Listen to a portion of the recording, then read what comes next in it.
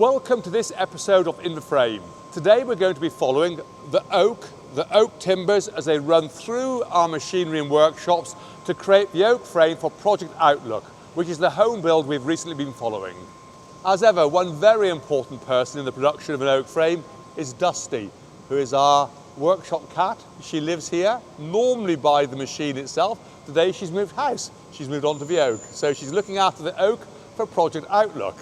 So we're currently running the oak through the machine for Project Outlook. I'm with Rich.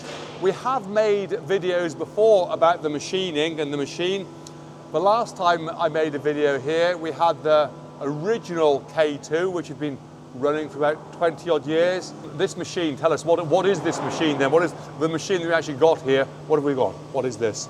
So the K2 Industry is a joinery machine to put all the housings, all the tenons, all the mortises into, all the timber, all the components. So when it goes next door, it's just the final detail and a bit of handwork that will go in. Yeah. So this is, I would say at this present moment in time, and it's always about a present moment in time, is the most advanced Hundinger K2 industry in the country. Rich, you supervise the installation of this, and what have you found in the difference between this and the old K2? Well, this doesn't break down every week. That's the main benefit at the moment. That's like me, that is. But also the accuracy. We seem to be grouping within a millimetre on drills as well. There can be a slight twist in a timber, but the clamping's a lot stronger on the PWs, on the wagons that hold the timber. Okay. And it seems to really put it in, clamp it to the bed and get it really accurate. And the efficiency of this machine, how would that vary to the old? In a similar job, like an eaves and verge job where you've got generic timbers, we're saving 3 or 4 lengths in a small job. Okay. Just on optimising timbers, we're saving 3 to 4 lengths. So that's actual saving of material, and any other type of savings this machine creates? Well, it's efficiency, with speed, it's very efficient, as in we don't rotate as much on the old machines. We've got some synchronised tools in place so we can drill from both sides at the same time, like a splinter-free operation.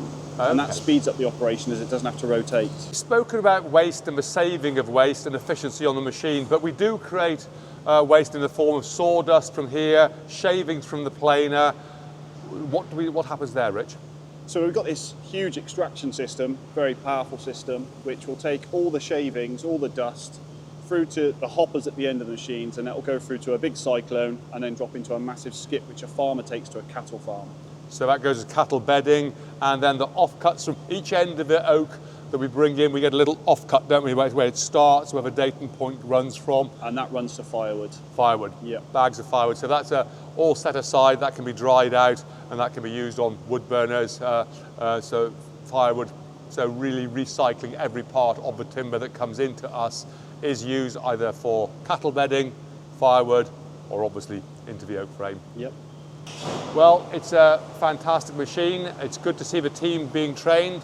This is, as we say, we have here on the screen Project Outlook. We look forward to going into the workshop next door once you've machined all the components. We're going to see the boys putting this all together. Absolutely. But Rich, it's a great machine. It's been great to see it being installed, great to see it being used. Thank you very much. Thank you.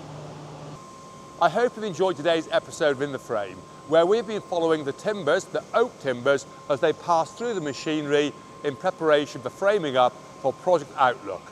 So please like, subscribe, leave me a comment, ask me anything about today's episode, and I'll see you next time on In the Frame.